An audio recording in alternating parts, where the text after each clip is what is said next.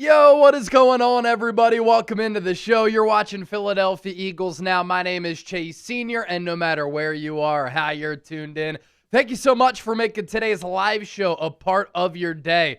Coming up, another loaded Eagles Now coming your way. We have some more good news for the Birds. Lane Johnson, Landon Dickerson, returning to this Eagles team in 2026. That's massive for this offense, especially if they can get healthy and play up to their standard. Also going to do a 3-round Eagles mock draft. Some big-name players who could get cut by other teams who Philadelphia could sign, and then we'll run it back with the mailbag. So start getting your questions in right now by using the hashtag Eagles, or you can simply send in a super chat. As far as that good news for the Eagles, Jeff McLane breaking the news earlier today, and I already did a video on this, it's up on the channel, that Lane Johnson just told me, McLane said, he's officially returning for a 14th season with the Eagles. Having the future Hall of Fame right tackle will be key as head coach Nick Sirianni alters the offense under new offensive coordinator Sean Mannion in 2026. The Eagles will also have a new offensive line coach, of course. After Jeff Stoutland resigned earlier this month,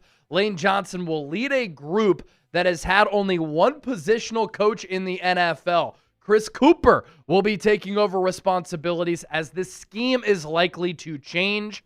Lane Johnson missed the final 8 games of the season, including the playoff loss to the 49ers with a Liz Frank foot injury, but he has continued his rehab as he works to regain full strength. So that is McLane on Lane Johnson, one of the best players in the history of the NFL, one of the best players in the history of this organization. And when you think about all the changes that are being made on the offensive side of the football for the Eagles this offseason, a new and inexperienced play caller and offensive coordinator in Sean Mannion, a new offensive line coach who does have previous experience, but not with this collection of Eagles players, getting back a player who has been in the NFL for 13 years to the caliber of where Lane Johnson has played at is massive for this Eagles offense. And then there's the latest on Landon Dickerson, because Lane contemplating retirement. The same was said for Landon Dickerson as well, even though he's only 27 years old. So McLane on Dickerson, recent indications are that Dickerson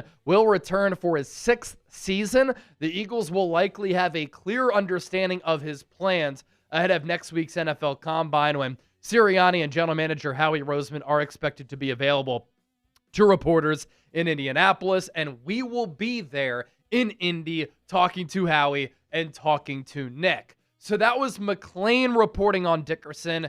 Derek Gunn seems to be tapped in with the source that is pretty definitive, right? Because he tweeted this out a little bit earlier today. Despite his frustrations with health issues, Landon Dickerson is planning to return for the 2026 season, per source. And so a lot of changes being made to the scheme, to the coaching staff for the Eagles. But while there are changes there, what the Eagles do have continuity with is with offensive personnel. And I don't think they're going to trade away A.J. Brown. We'll see what happens with Dallas Goedert. Outside of that, everybody pretty much is going to return. I don't think that Jahan Dotson will be back, but he's a distant number 3 to A.J. and DeVonta Smith. A reminder, we'll be doing a mailbag segment number 3. Get your questions in right now by using the hashtag Eagles or by sending in a super chat. That's hashtag Eagles, or you can send in a super chat. Segment number 1, 3-round Philadelphia Eagles mock draft. We are going to start there. Shout out to the recent commenter club. I see Fred J is in the building. NFL, Trey Lasado, my guy Cool Rains, Andrew Nathan is here as well. Thanks for hanging out. As you come in here, don't forget to hit that thumbs up icon and like the video. Let's get the stream to 100 likes. And with that, let's get into our content officially right now.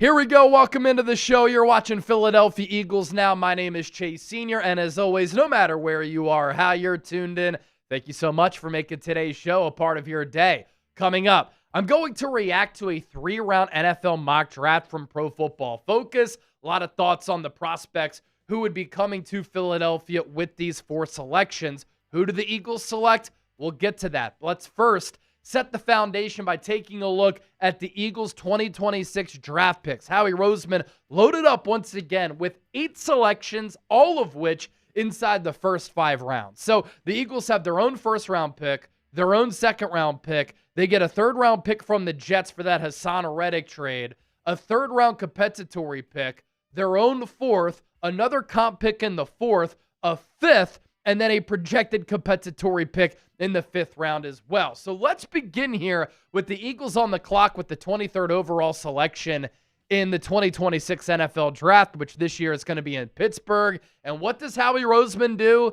He addresses the offensive line. Now, Howie has not selected an offensive lineman in the first round often, or as much as what you would believe, right? It's only been one offensive lineman drafted in the first round by the Eagles, I think, over the last 11 years. So Howie breaks a little bit of a trend here, and he goes with Spencer Fano, the offensive tackle out of Utah. Now, we did get some breaking news on Thursday that Lane Johnson will officially play in 2026. He's going to come back for a 14th year after considering retirement, and that's big news for this Eagles offense because Lane Johnson is one of the best players in the history of the NFL. What's important, though, is getting a future replacement for Lane Johnson because at this point, he's year to year. Is he going to retire? Is he going to come back? You can't play that game all too often. And Lane Johnson is also 35 years old. So here's what PFF said about Spencer Fano, that he was the highest graded offensive tackle in college football in 2024 and earned an 84 PFF overall grade in what was a technically down 2025 campaign. Right tackle Lane Johnson will be 36 years old when the 2026 NFL season kicks off. So it would be smart for the Eagles to look for a long-term replacement for when he calls time on a Hall of Fame career. I completely agree with that. I also think it's important for the Eagles to just address their offensive line. Now, they do have 3 offensive linemen from the 2025 draft who they drafted, who the jury is still out on those players. Drew Kendall, the center, Cameron Williams, the offensive tackle, and Miles Hinton. But unlike, which has been the case for the last 13 years, going into 2026, it's not like we can say these young offensive linemen, they're going to enroll in Stoutland University, and Jeff Stoutland's going to be able to maximize all these players. Plus, when the Eagles drafted those players, they were running a different scheme. They had a different OC than Sean Mannion, who's going to bring in a new scheme, and the offensive line philosophy is also going to alter a little bit. So either way, I think it's important for the Eagles to address the offensive line for 2026, but also beyond. In scouting, Spencer Fano, intriguing player, moves very well. 6'5", 300 pounds, a junior. So when he was a sophomore, the highest graded offensive tackle in college football in 2024. He's very quick out of his stance, a la like a Lane Johnson, really good bend, good balance, very strong and violent hands, which is what you want for the punch from that offensive lineman. And when Utah needed a yard, when Utah needed to run the football, they designed their runs to go right behind the big boy here. You look at his 2025 PFF numbers, the overall grade was still 84.9. The pass blocking grade was 82.9. Run blocking grade, 80.9. Had 5 penalties. But you look further at some of these numbers, did not give up a sack, did not give up a quarterback hit, and only surrendered 5 quarterback pressures. The thing, too, is that you're not talking about a Caden Proctor, right, who only played left tackle in college. Spencer Fano played right tackle and has a lot of experience doing that. So with that, I want to pop up today's poll question here. What is the biggest need for the Eagles this offseason? Chime in, comment down below, let me know what you're thinking here, and share your thoughts with me. To the Eagles' second-round pick, 54th overall. And PFF goes with a tight end here. Eli Stowers. Rhymes with flowers. Looked up the pronunciation. Everybody knows about the game. Really good player out of Vanderbilt. Very experienced, too, playing at Vandy. Now, a big question for the Eagles this offseason, what happens with Dallas Goedert? Getting a little bit older, prior to 2025, a pretty injury-prone player, but one of the better all-around tight ends in the NFL still. and has been such an important piece to this Eagles organization since he was drafted in 2018 as a pass blocker, picking up yards after the catch, breaking tackles, being a red zone threat, especially in 2025. It's one of the lone good things that Kevin Patullo did, but also being a blocker. Goddard's blocking last year, not as good as what we've been accustomed to, but he's still one of the better all-around tight ends in the NFL. Even if the Eagles keep Dallas Goedert in 2026 and they re-sign him in free agency, I don't think drafting a young tight end is a bad idea, which is where Stowers comes into play. 6'4", 235, grad student this past year. So that's the experience that I talked about. He was in college for a little while. Age not a concern. Good quickness for a tight end. He wins his one-on-ones very often. Good, trustworthy hands. A fluid mover.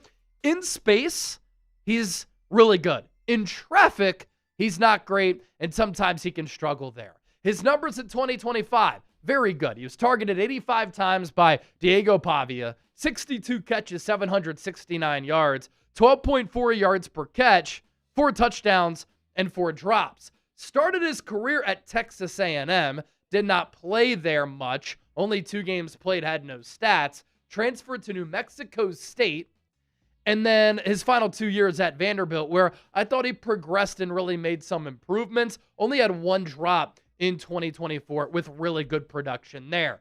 2 more picks coming up for the Eagles in this 3-round mock draft. But St. Patrick's Day is coming up. Are you hitting the Aaron Express in Philadelphia? Very famous event for St. Patrick's Day. Are you hitting some bars? Are you doing something for St. Patrick's Day? If you're celebrating on St. Patty's, get yourselves a St. Patrick's Day Eagles Now Chat Sports shirt. Limited edition merchandise is available right now. Chatsports.com/EaglesGreen. The shirt looks awesome. Become a member of the Philly drinking team established here in 2026. Chatsports.com/EaglesGreen. You'll look good. You'll feel good. This is a conversation starter. And when you're rocking this, you'll look better than anybody when you're taking down some sluggies, drinking some beers for St. Patrick's Day. All right, now let's go to 68th overall for the Eagles here. Kieran Crawford, the edge rusher out of Auburn. And I thought that oftentimes when you watched Auburn games, when you turn on the tape, and this was the case for NFL scouts and evaluators as well, Kieran Crawford was overshadowed by Keldrick Falk, who is probably going to be a first-round pick, maybe a second-round pick. We'll see how he tests at the NFL Combine. But Keldrick Falk is a hulk of a dude with a very large wingspan and is a physical freak. And so when a player like Falk is lined up at defensive end and in that press box, you see all these NFL scouts keying in on Falk. Sometimes Kieran Crawford on the other side can get overshadowed, but sometimes that can be a good thing. Because when he does make plays, some of the scouts are saying, who's this guy? 6'4", 255, a senior. He explodes off the football. Good run defender. What Vic Fangio might like here, because we've seen this at times from Nolan Smith and Jalix Hunt. Jalix Hunt tapping into that safety background because he started off his college career at Cornell as a safety. Kieran Crawford can drop back into coverage. So a prototypical 3-4 pass rusher here. A little bit undersized, but at 255, I don't have many concerns there. Eagles go corner here with the 98th overall selection in Traden Stukes, the cornerback out of Arizona. Good size for the cornerback position. Sometimes corners can trend toward being a little bit leaner because it's important to run fast. 6'2", 200 pounds. That's what he was listed at. Redshirt senior, a former walk-on. What a story here, who just progressed. He developed and improved throughout his college career. Good instincts and toughness. I think Vic Fangio would really like that at that corner spot. And on tape, he was able to put on tape some impressive interceptions, making some plays on the football. So that is a 3-round mock draft reaction from Pro Football Focus. Some picks that I really like. Some picks are solid. And our draft coverage is only going to continue to heat up in the lead up to the draft coming up at the end of April, which is why you hit that subscribe button. So that was segment number 1. We'll dive into segment number 2 here in just a moment. Segment number 3 will be a mailbag. Start to get your questions in right now. Use the hashtag Eagles or send in a super chat. You love ball. I love ball. Let's talk some Eagles football coming up in our mailbag. Hashtag Eagles or send in a super chat.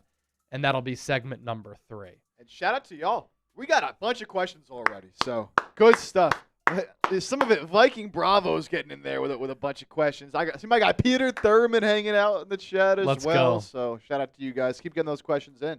Awesome stuff. Appreciate that, Chip. Chip, of course, on the ones and twos producing the show. And with that, we'll look ahead to segment number 2 here. And what's coming up here in just a moment, there are some marquee players across the NFL who could get cut prior to free agency in order for those teams cutting those players to create cap space. If those players were to be cut, we're going to look at 5 players who could be of interest to Howie Roseman and the Philadelphia Eagles. So let's get to segment number 2 right now. Yo, what is going on, everybody? My name is Chase Senior. You're watching Philadelphia Eagles Now. To all of the real ones who continue to watch our content, I greatly appreciate you. And if you're new to the program, hang around, hit that subscribe button, because I promise you what we do here is very special. I grew up in Westchester, went to Temple University, and I grew up wanting to talk about the Eagles professionally. So to be on this platform, to be the host of this channel, reaching millions and millions of people every single month, it's an absolute blast. As far as what we're getting into here on the program, 5 big name players who other teams across the NFL could cut, who the Eagles could have interest in as NFL cut candidates. Before we get to that, a reminder, hit that subscribe button.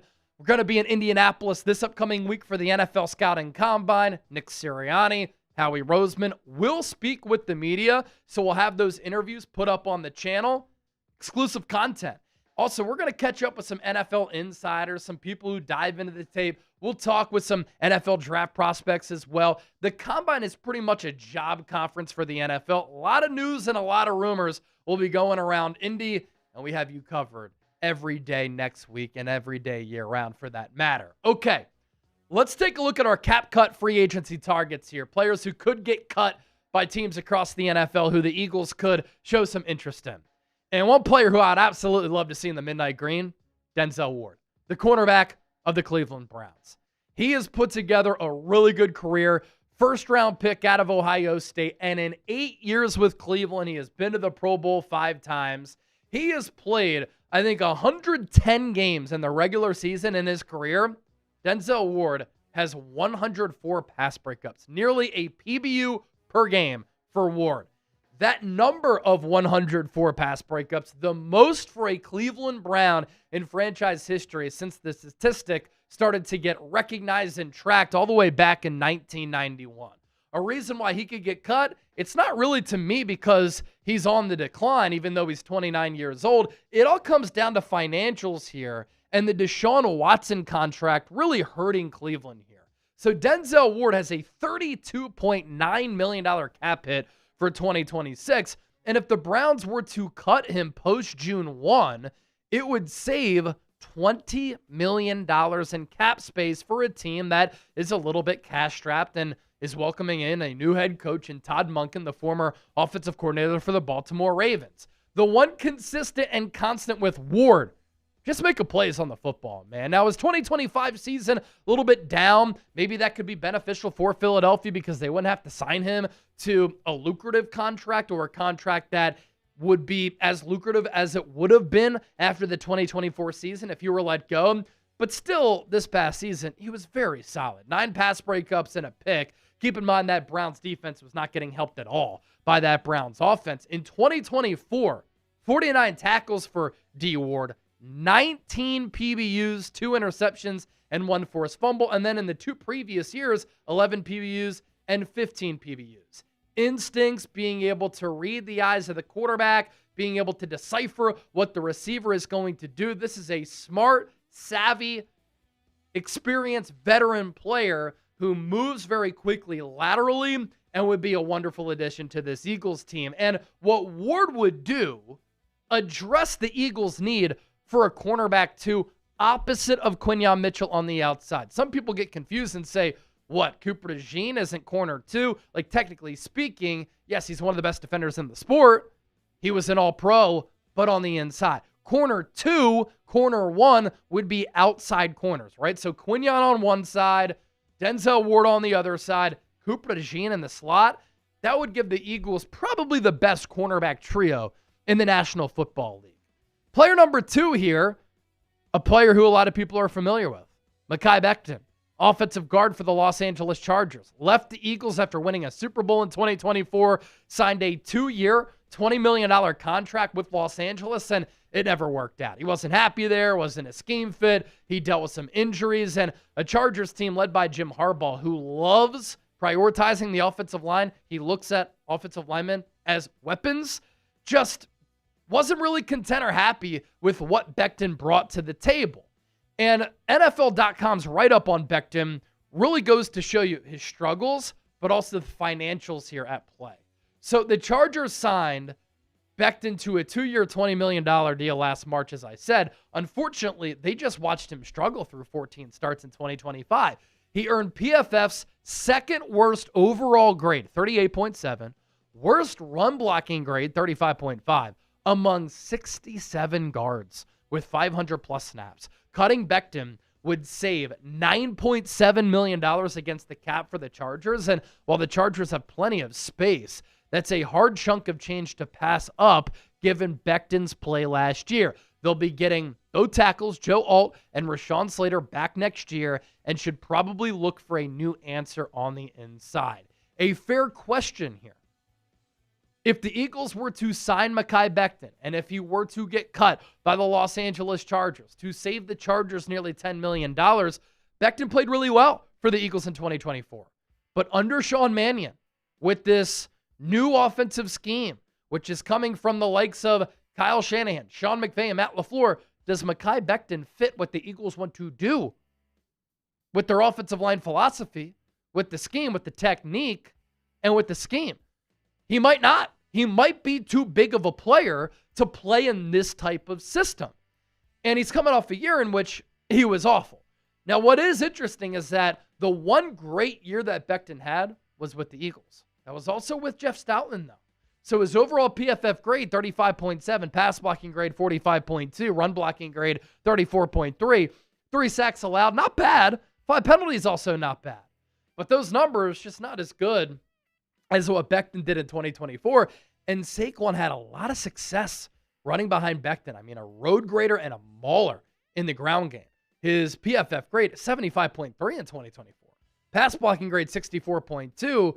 Run blocking grade, 74.7. 3 sacks given up. He was so much better than he was the year prior with the New York Jets when he was playing offensive tackle. I do think that Becton's position is guard. Sometimes players just work out with one team. They don't work out with others. Could that be the case between Becton and Philadelphia? Let's open it up to you. Should the Eagles bring back Mekhi Becton? Type B for back, S for roll with Tyler Steen, who's thinner, a college offensive tackle, played pretty well last year, and might be a better scheme fit at right guard under Sean Mannion than Becton. Comment down below. Share your thoughts with me. Today's Philadelphia Eagles Now made possible thanks to our friends at Prize Picks. Shoot your shot on Prize Picks and get $50 instantly in lineups when you play your first $5. That's right. Prize Picks is now giving you $50 in lineups when you sign up and play your first $5. Prize Picks makes every dunk, every dime, and every board that much more exciting. So don't miss this chance to get started on America's #1 app for sports picks. Prize Picks is very simple to play. Just pick more or pick less on 2 to 6 player stat projections. And if you get your picks right, you could cash in. Pick from all of your favorite sports, anything from basketball, baseball, hockey, UFC, soccer, college basketball, tennis, golf, esports, and more. There's also a new feature. Prize Picks now has early payouts. If your player gets off to a hot start, you now have the option to cash out of those winnings before the game even finishes.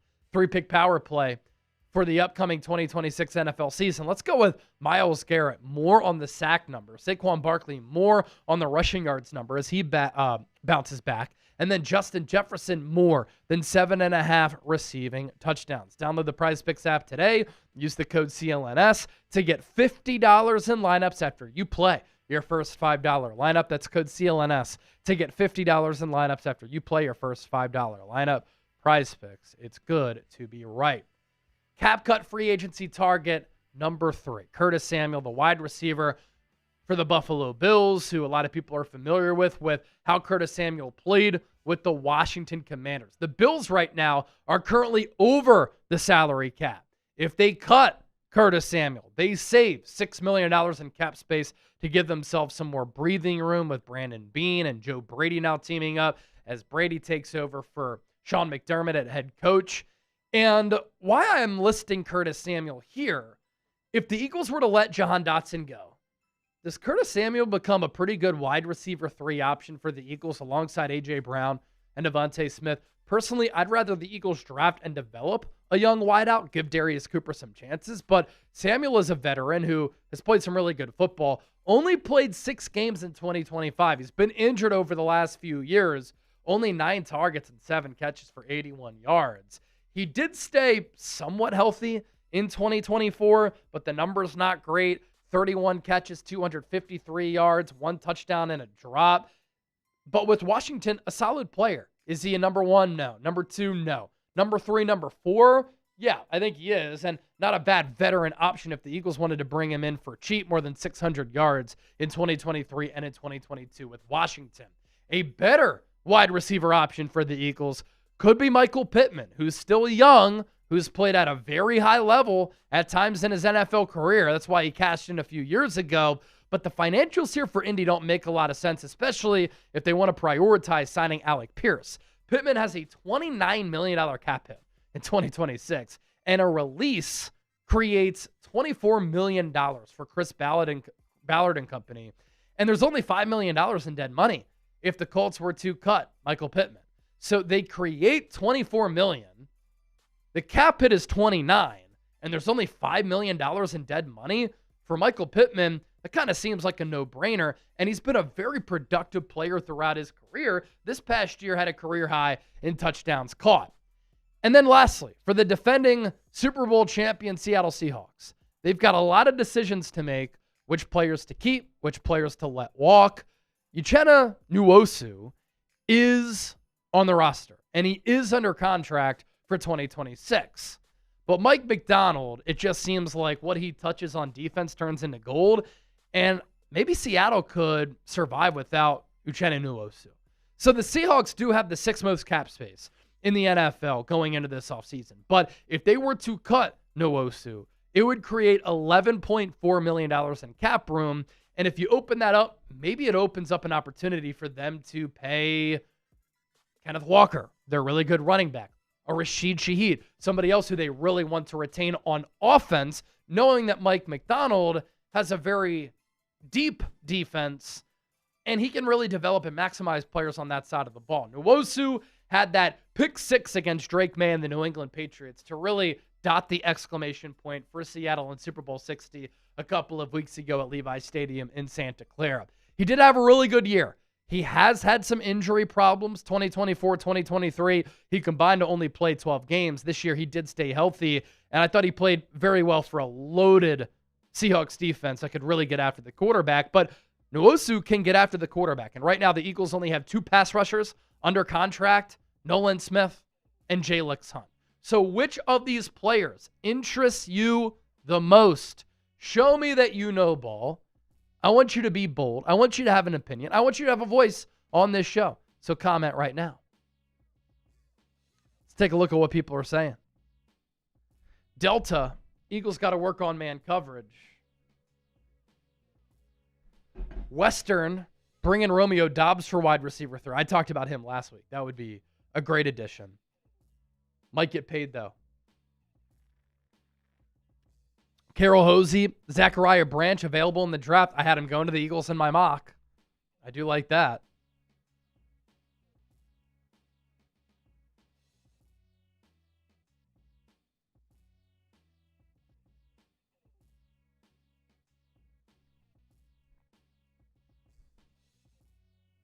How are we doing on questions there, Chip? Let us check back in here with the questions. Carol, Peter, Cool Rains, Andrew Nathan, Trey Lasato, getting questions in. Yeah, we got plenty of questions to roll through here. So we're doing a mailbag here to round out the live show. We want to hear from y'all. Still a chance to get your questions in. If you sent in a super chat, nobody has sent in a super chat yet. You jump to the front of the line. Yes, sir. If you ask a question in there. So, last chance. Last chance. You want to talk ball with us? Use the hashtag Eagles. Send in a super chat. Mailbag coming up here in a moment. Carol Hosey said Becton or Chubb. Harold Brown, Michael Pittman, bring him in.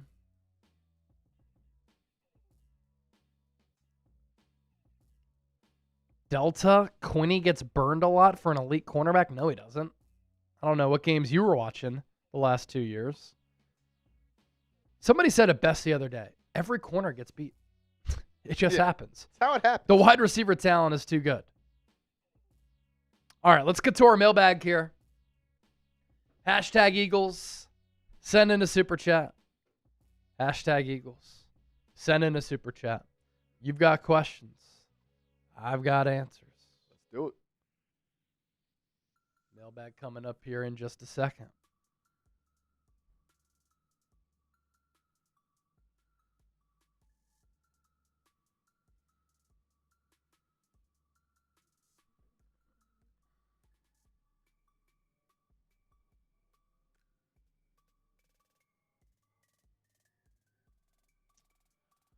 All right, mailbag coming up next.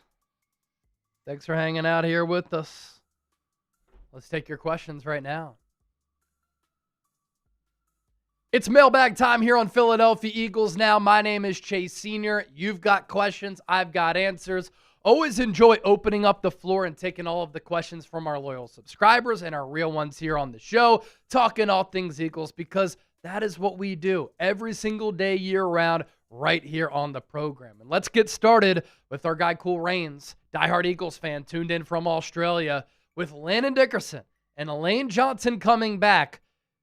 Do we still draft offensive linemen early, and do they go offensive line in the first round? So that's a good question, Cool Rains. I think it's obviously huge for this Eagles team looking ahead to 2026 that two players who are two of the best players at their position when playing well and healthy are going to come back when the Eagles are ushering in a new offensive coordinator who's never called plays before. He's very inexperienced as a coach. This will be his third year coaching. He was playing as recently as 2023. Chris Cooper is the new offensive line coach. And this offensive scheme is completely different from what the Eagles have been doing under Nick Sirianni. So they're going from a Nick Sirianni, Frank Reich offense to this Kyle Shanahan, Sean McVay, Matt LaFleur offense. And so the offensive line philosophy is going to change a little bit. And if the Eagles were to be without Lane Johnson, if he would have retired, Landon Dickerson, if he would have retired at 27 years old, a lot of the early draft compensation and draft picks would be devoted to offensive linemen. Some of the money spent in free agency could be used toward offensive linemen. And it just would have been a huge unknown for this Eagles team going into next year. Now, there are still unknowns with Landon and Lane. What are they going to look like from a physical standpoint? Hopefully, with the Eagles getting bounced in the wild card round and the Eagles having an extended offseason, they are healthy. Because when they are healthy, they're two of the top players in football at guard and at tackle. Now, going back to your question, Cool Rains, do I expect the Eagles to draft an offensive line piece early? I do, because Howie Roseman really likes to invest in the trenches. Is it going to be in the first round? I think the only player over the last 11 years to get drafted in the first round along the offensive line by Howie Roseman is Andre Dillard. But Cam Jurgens, second-round pick, Landon Dickerson, second-round pick, Tyler Steen, third-round pick. So in the first three rounds, I do expect the Eagles to address offensive line. At some point, too, you got to find Lane Johnson's future replacement. And you're not going to be able to find that in free agency. Why? Because teams who have even solid offensive linemen are locking those players down most of the time because they're so important to the offense. Andrew Nathan, Chase, the Eagles should re-sign Nakobe Dean. We can't let another homegrown linebacker leave this franchise like Edwards and Hicks. Re-sign Nakobe, let Campbell sit behind Bond, trade Bond after the 2026 season. Okay. So a couple things to unpack here. Nakobe Dean played really well for the Eagles in 2025. When he started to get more snaps in that Minnesota game onward, I thought it made this defense a lot better. I thought Vic Fangio did a really good job of utilizing Nakobe Dean. Of course, he's always been good at stopping the run because he's such a smart football player who can read, react, and diagnose plays, shoot the gaps, and make disruptive plays against the run game. He can hold up in coverage as well because he's a really good athlete. But what Vic did in 2025 with Nakobe Dean, more so than what he did with Dean in 2024, use him as a blitzer. And Nakobe Dean was so dynamic as a blitzer. Here's the thing. You drafted Jahad Campbell in the first round. You've got him under team control for a total of 5 years if you exercise the fifth-year option. So now that he's played his rookie year, that's 4 more years. Jahad Campbell's a really good player. I think this Eagles defense could stand to get longer, leaner, athletic, and faster on defense, and more affordable. And so Jahad Campbell, you used a first-round pick on him. He's going to cost pennies compared to what Nakobe Dean is going to get. Zach Bond is still a really good player, although some of the lateral quickness escaped him a little bit in 2025. That's a little bit of a concern. But let me also throw this name out there. I think Jeremiah Trotter Jr. can be a really good player in this league. And I think that he could do a lot of the same things that Nakobe Dean can do. And I think that Nakobe Dean could get paid like $10 to $15 million per year. So if he gets offered that, I don't think the Eagles are going to be able to bring him back, nor do they want to bring him back at that price tag, knowing they have 2 young players waiting in the wings who are good in Jahad Campbell and Jeremiah Trotter Jr. And look for Christian Parker to bring in Nakobe Dean to the Dallas Cowboys potentially because they need backers. They're switching to a 3-4. Nakobe knows the scheme, and they need to change that defensive culture with the Dallas Cowboys. Carol Hosey, what are your thoughts on who is out there for our third wide receiver spot? Honestly, I would address this in the NFL draft. Now, a lot of it comes down to what the Eagles do with A.J. Brown. People get so butthurt when I talk about him, but he's one of the biggest storylines across the entire NFL. My job is to talk about the biggest stories around the Eagles. I don't think the Eagles are going to trade A.J. I don't want the Eagles to trade A.J. It's one of the top wide receivers in football, and he's arguably the best wide receiver in franchise history. The Eagles are still in the Super Bowl window. Trading A.J. Brown does not help the Eagles get closer toward having another parade down Broad Street, ending on the Art Museum steps. So let's say that the Eagles bring A.J. Brown back. So with this team, it's also cap-wise very difficult to trade him away. You've got A.J., you've got DeVonta Smith. Let Jahan Dotson go. Just an okay player. But I think he wants to go somewhere else where he can have ample opportunities to actually make an impact. Can Darius Cooper rise up to wide receiver 3? You know a player who the Eagles really missed last year? Johnny Wilson, especially as a run blocker with that tush push. Does he become your wide receiver 4? It's doable, but it's a little bit of a risk. So I would like the Eagles to draft a young wide receiver who they can develop, who's got a lot of talent in a draft that is rich and deep at the wide receiver spot. Then you draft that player. You don't need to rush into playing him right away if he's not ready. You can take your time developing him. If that player is ready and he's really good, that player becomes your wide receiver 3. I'll also say that Sean Mannion's offense does a better job of creating opportunities for more wide receivers with the route concepts, the route designs, the play designs. And so under Sirianni, we haven't really seen wide receiver 3s make much of an impact, right? Zach Pascal was more of like a gritty guy in 2022. Olamide Zaccheaus didn't do much for the Eagles in 2023. In 2024, they traded for Jahan Dotson. In the playoffs, he was good. Regular season barely did anything. And in 2025, not much usage for the wide receiver 3 spot. It's different, though, with this new scheme. So I do think it becomes a little bit more of a priority. Peter Thurman, what's up, my man? Always repping the show. Would you draft a tight end if that's the best player on the board? Would I do it in the first round? It depends on who's there. I mean, if Kenyon Sadiq is there, I know he's shorter, but I think he's really dynamic, and I think he's an excellent athlete. Now, a lot of these draft conversations are going to alter just a little bit with what happens at the NFL Combine with how these players test. Kenyon Sadiq is 6'2", a little bit short for a tight end. If he runs 4.4, though, what a weapon he could be. Is he an elite blocker? Not elite, but good enough. And so if he's there at number 23 and he's BPA, best player available, it'd be hard to pass on him. But this is also a draft that is very deep at tight end. So you can find a really good tight end second, third, fourth, maybe even in the 5th round.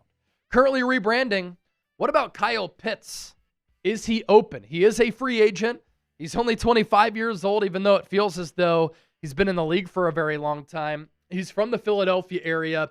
When he played his college football at Florida, when he was coming out, I thought he was a can't-miss prospect. He was one of my favorite players in that draft because he was such a freak at Florida. His play with the Falcons has been up and down. He had a good rookie year. The next 2 seasons weren't great. Started to get it together a little bit the last 2 seasons. He is so gifted. The issue with Kyle Pitts, is he a great weapon? Yeah. Is he a great athlete? Yeah. Does he run well? For sure. He's not a blocker at all. He's more of that wide receiver 3. Now, he's tall. He's lanky. He can go up and get it. He can create a lot of mismatches, but he just doesn't really block. So if you were to sign Kyle Pitts, bye-bye Dallas Goedert. You're not going to pay 2 tight ends that much money. Then what do? You don't really have a tight end who can block. So a little bit of a risk there. If the Eagles do sign a tight end in free agency, I think Isaiah Likely is a better player. I think he's going to continue to blossom. I think he's going to be cheaper than Pitts. He's a really good athlete. He's an explosive athlete. He's bigger, and he's a better blocker. Anthony Byers. Would you rather have Bradley Chubb and Denzel Ward or Jalen Phillips? Ooh, that's a good question. I like that. Bradley Chubb, older, has played under Vic Fangio with the Broncos and Dolphins. When healthy, he's been a very productive player. He's 28, 29. Denzel Ward is 29. But then you have Jalen Phillips, who's going to be pretty expensive as an individual player compared to having 2. Jalen Phillips was incredible for the Eagles. He had more than 40 pressures in 8 games. And he's just an excellent scheme fit for Vic Fangio. He's also really good against the run. But with Phillips, I think he's going to demand $20+ million per season. How he does like investing into pass rushers, but he's got a checkered injury history.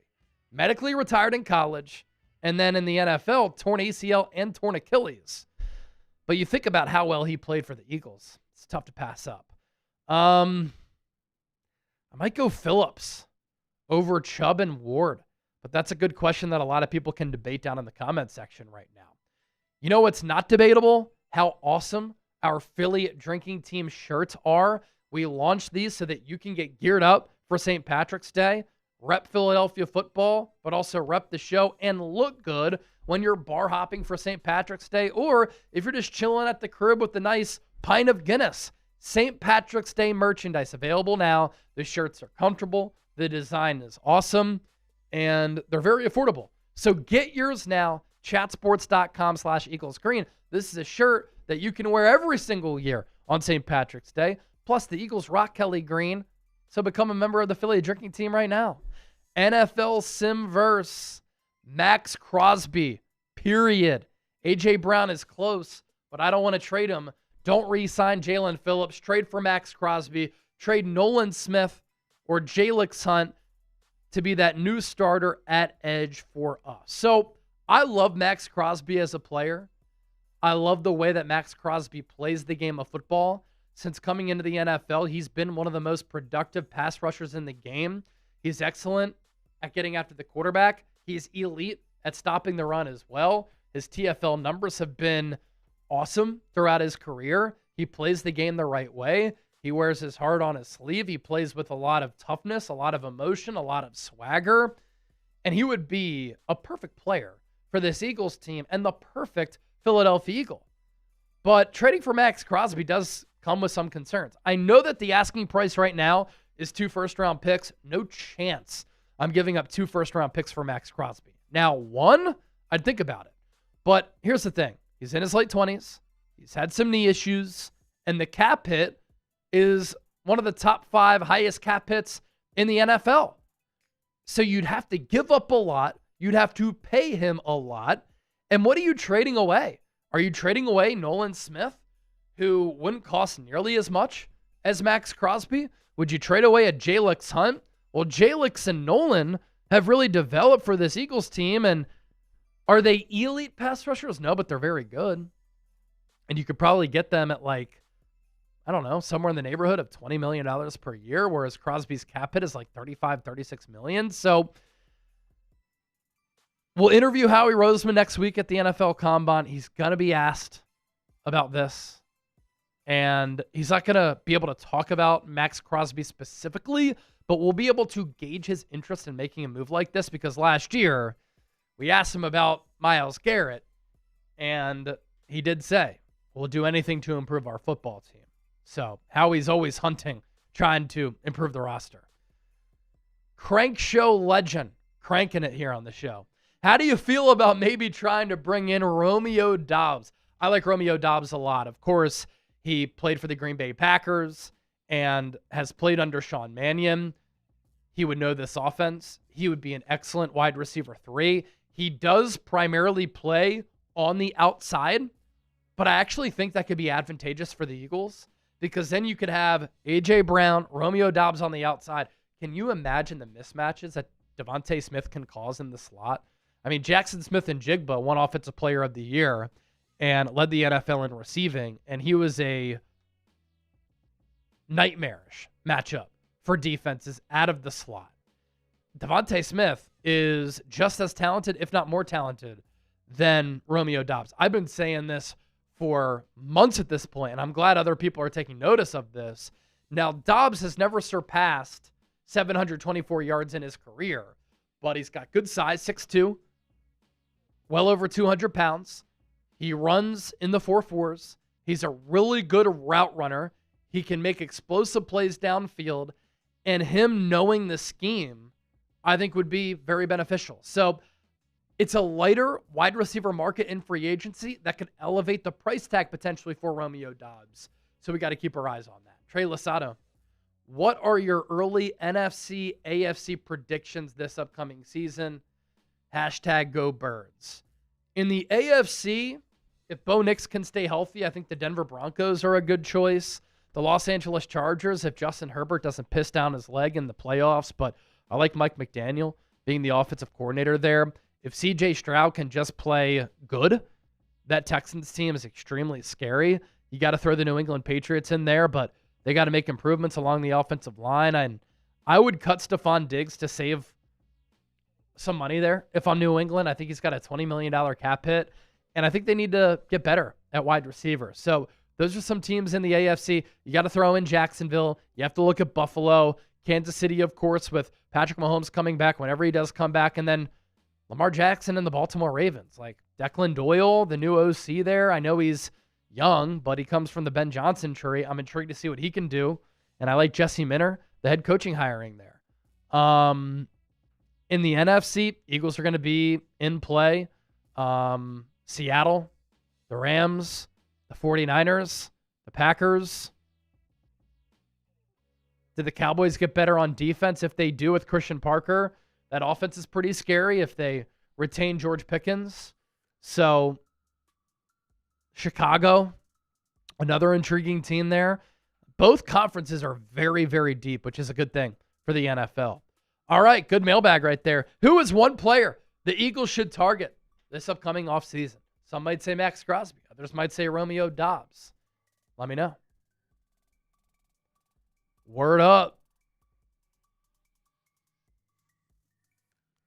Carol Hosey, did I get your email? Let me see, Carol.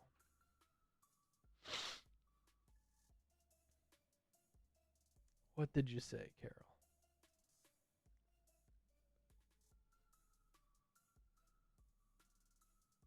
How about this from Carol? Just saying hello. Hope you're doing well. Your week is off to a great start. Looking forward to all the news and reports you'll have for this week. Thank you for all you do for us. You are the man. Real one. Love you. Go Birds. Carol Hosey. Carol!